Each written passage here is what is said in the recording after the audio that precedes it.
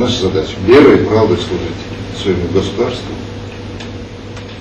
А служба, она начинается с собственного дома, с собственного народа, с собственной республики и с региона. Казачество, оно всегда ведет одну линию – государеву. Всегда она за целостность России, за ее мощь, за ее благополучие. Работой президента народ доволен. Республика успешно развивается, республика строится, республика имеет авторитет перед руководством России. Но людям хочется быстро, чтобы все делалось, а быстро все не делается.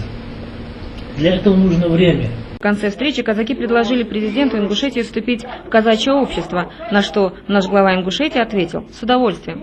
Елизавета Сампеева, Мазгигеев, Фатима Хидриева специально для программы «Вести Ингушетии».